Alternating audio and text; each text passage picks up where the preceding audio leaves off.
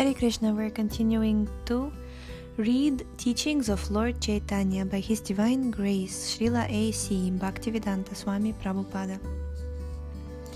We're continuing to read chapter number 7, Unlimited Forms of Godhead. There are 6 kinds of incarnations: the Purusha avatars, the Lila avatars, the Guna avatars, the Manvantara avatars, the Yuga avatars, and the Shaktyavesha avatars. Out of the 6 Vilasa manifestations of Kṛṣṇa, there are 2 divisions based on his age, and these are called Balya and Pauganda. As the son of Nanda Maharaja, Kṛṣṇa in his original form enjoys both of these childhood aspects, namely Balya and Pauganda.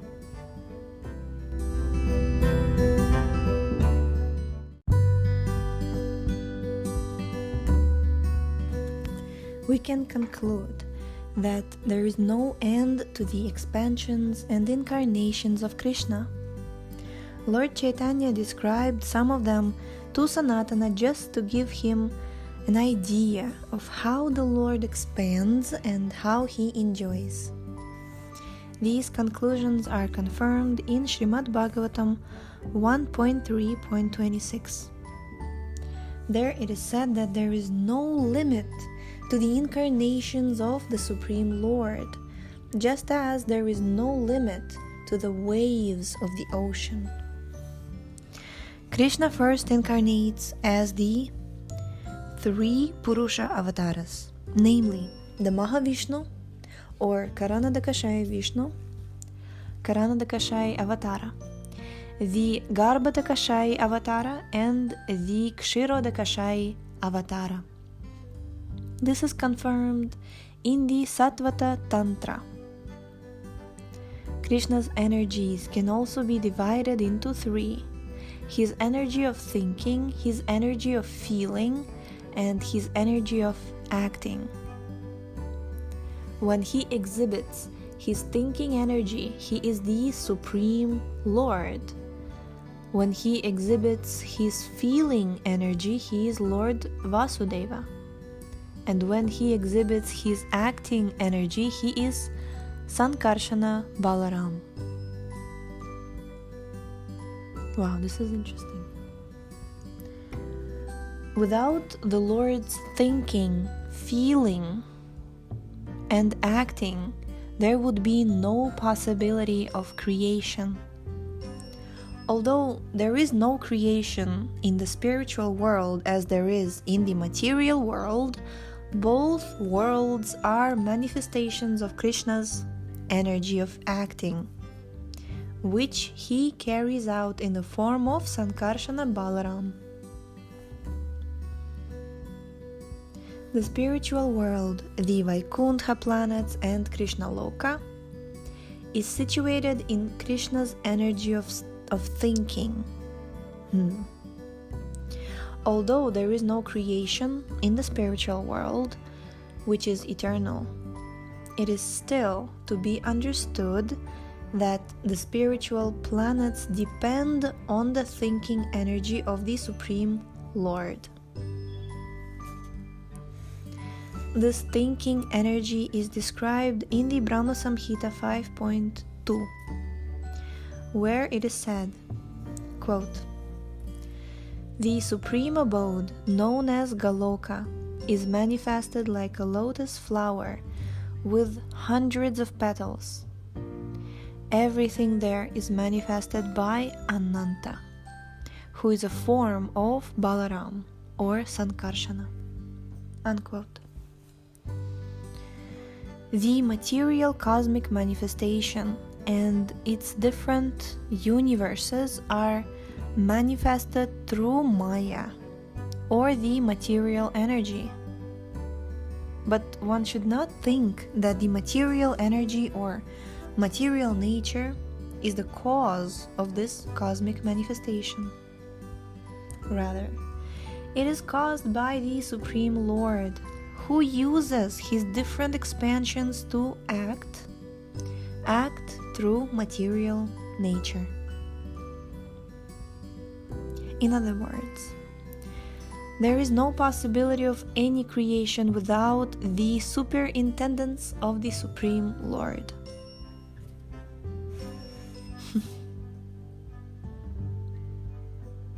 Sometimes we believe that there is absolutely no superintendence of anybody, not material energy, like what to speak of the Supreme Lord, but there is superintendence of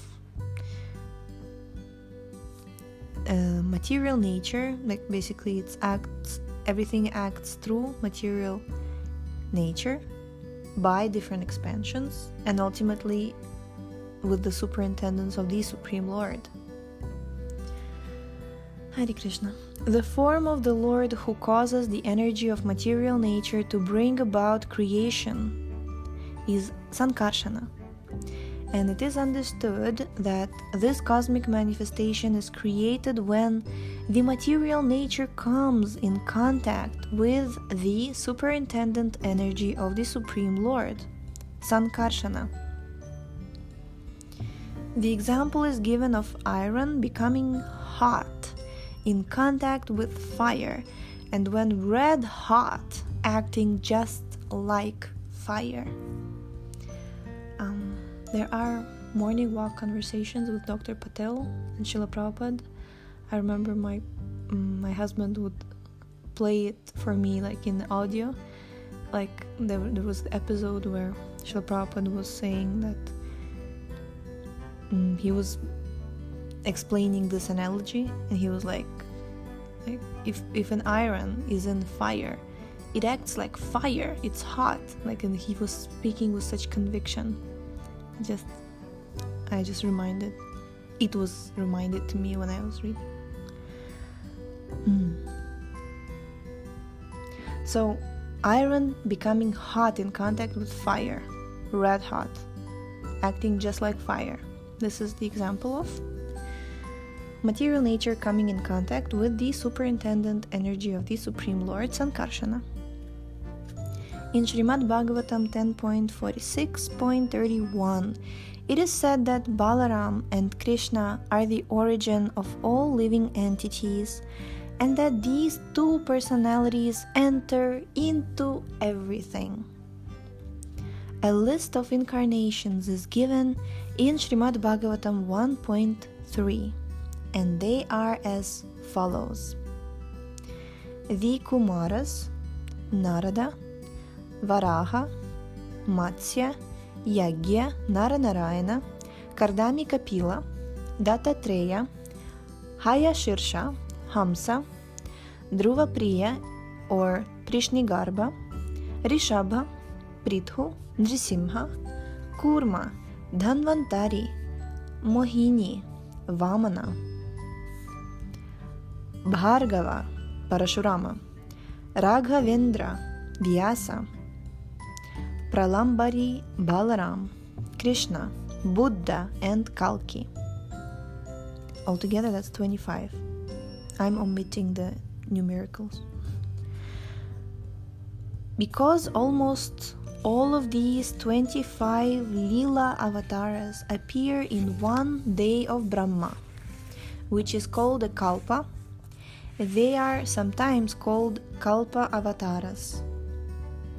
Out of these incarnations, Hamsa and Mohini are not permanent, but Kapila, Dattatreya, Rishabha, Dhanvantari, and Vyasa are 5 eternal forms, and they are more celebrated. Kurma, the tortoise incarnation, Matsya, the fish, Naranarayana, Varaha, the boar, Hayashirsha, Prishnigarba, and Balaram are considered incarnations of Vaibhava.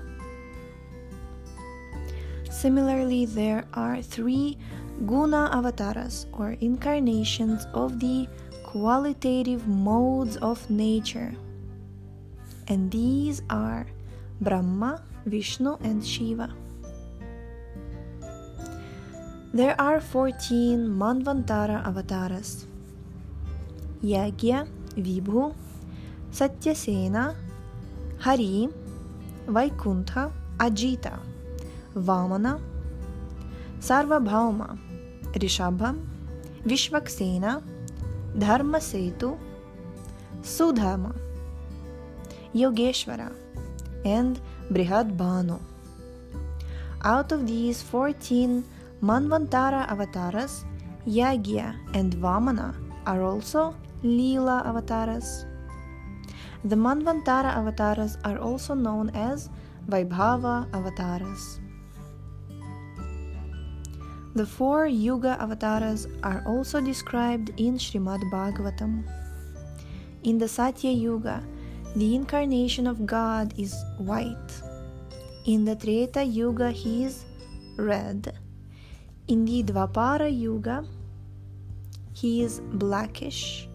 And in the Kali Yuga, he is also blackish, but sometimes in a special Kali Yuga, his color is yellowish, as in the case of Chaitanya Mahaprabhu. As far as the Shaktyavesha avatars are concerned, they include Kapila, Rishabha, Ananta, Brahma, although sometimes the Lord himself becomes Brahma, Chaturshana, the Kumaras, who are the incarnations of knowledge, Narada, the incarnation of devotional service, King Prithu, the incarnation of administrative power, and Parashurama, the incarnation who subdues evil principles. Jai Jai Jai. Haribol, we have completed chapter number 7, and we will start chapter number 8 tomorrow, the avatars. I just remembered, because interestingly Srila Prabhupada, he describes like Chatursana, the Kumaras, the incarnation of knowledge. I remembered that, when we read Radhika Stava by Rupa Goswami, we sing Sanaka Sanatana Varnita Charite, that Srimati Radhika is worshipped by the Kumaras. Sanaka Sanatana. What? Karunam Kurumai Karuna Bharite Sanaka Sanatana. Yeah, so they are worshipped. She is worshipped by them. And Narada, he is the incarnation of devotional service. King Prithu, I always considered he is the incarnation of administrative power, like he was the Kshatriya, right? I always consider his story to be incredibly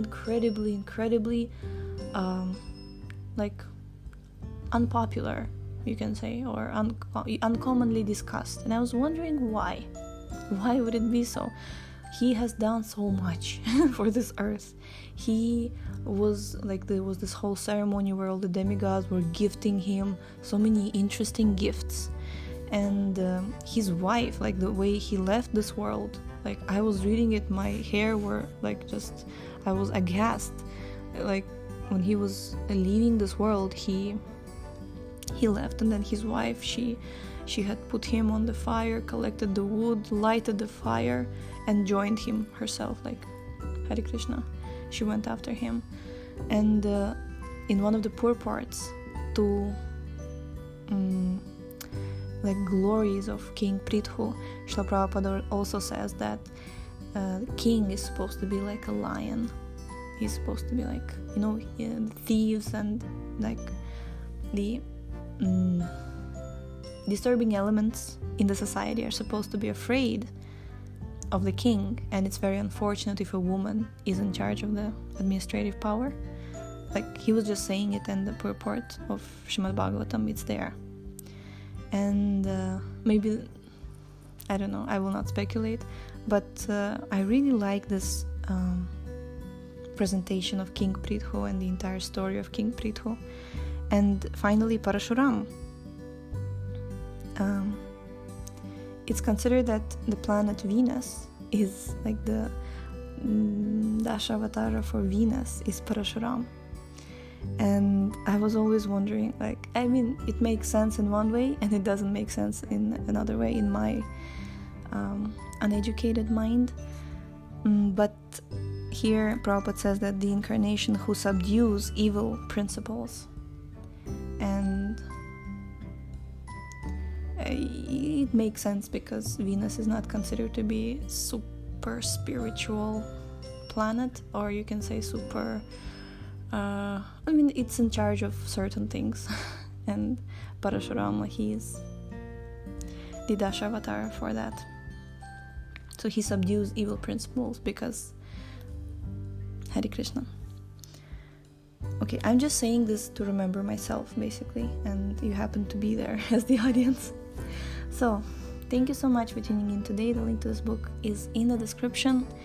See, you read and then some realizations come, something is remembered, and then you can cherish it, and then you can continue reading. And this is Tushyanti Charamanticha. You read, you discuss. I'll discuss these points with somebody else, somebody other than this microphone. So, Hare Krishna. See you tomorrow.